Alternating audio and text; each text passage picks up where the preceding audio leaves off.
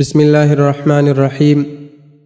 اوس د هغه پروګرامو طریقه درته ښیم چې هغه موږ په ايډاب اډیشن کې استعمالوو، لکه ټون، ریور، هیکو، کورس او داسې نور.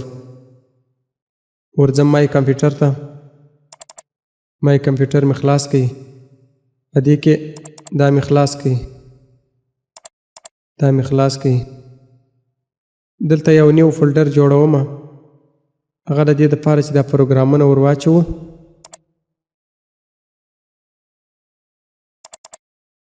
دا نیو فولډر سو.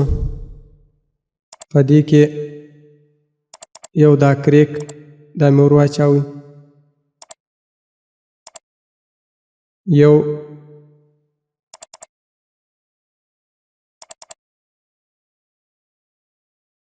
یو مې دا ډیلای ور واچول. یو مې دا کورس ور واچوئ. یو مې دا ور واچوئ. اوس دا شیان مې ور واچول. اوس بیرته مای کمپیوټر خلاصوم. په مای کمپیوټر کې دا خلاصوم. په دې کې پروګرام خلاصوم. پروګرام کې ايډاب مې خلاص کړئ. اوس دا راکشوم، دلته ایږدم. کنټینو. دا کینسل که بیرته. ايډاب خلاص که. اوس ورځم افیکټیز ته. افیکټیز کې راځم. دا ایډ وم. ایډ کې دا ایډ وم. سی پروګرام ايډاب. اوکې. اوس دلته کلیک لګوم، بیا اوکې لګوم، بیا یس بټن وهم. اوس دا ټول ټیک کوم، اوکې وهم.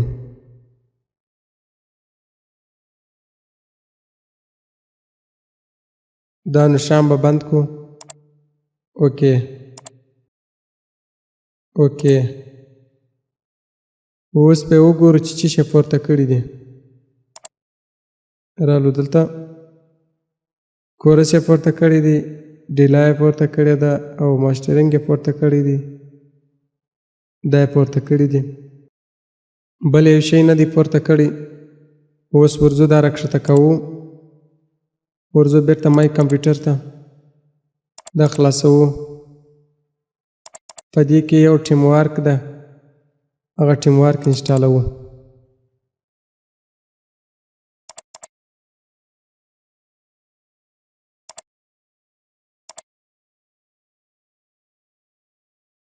نیکسټ. دې کې ګوره دا نښانونه چې دي، یو دا موږ لګوو، دا ډیلای، او دویم دا ریور لګوو. اوکې فینش. دا کاټوو.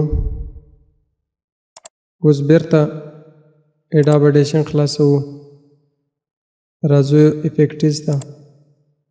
راځو دلته دا مې ووهي، یس وهو. اوکې. اوس به وګورو چې څه شی پورته کړي دي.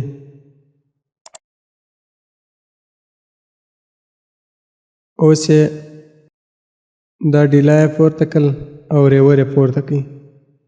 دا ټیم وارک ده، دا دوه یې پورته کړل. یو ټون پاته سو، ټون یې نه کوي پورته. اوس راځم بیرته افیکټیز ته. افیکټیز مې را خلاص کړي. بیرته دې ته رالم، ایډ ته. ایډ کې مې دا وویل زما پروګرامونه په دې ای کې پراته دي. دا مې وویل. په دې کې رالم، دا مې ووایي. په دې کې پروګرامونه دي، په دې. اوکې اوکې یس.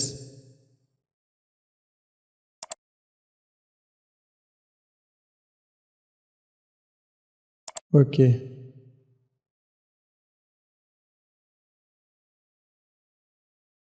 اوکې وهم اوس افیکټس ته ورځم بیرته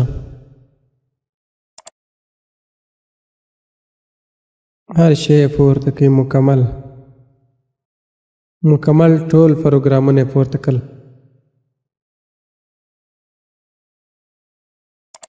پروګرامونه بیا په دې ځای کې ټیم ورک سولو دا ټون سو دا کلاسیک شیان سو او دلته ټیم ورک سو دا بس دغه شیان سو په بل سبق کې به بیا د دې طریقه او استعمال درته وښیم بس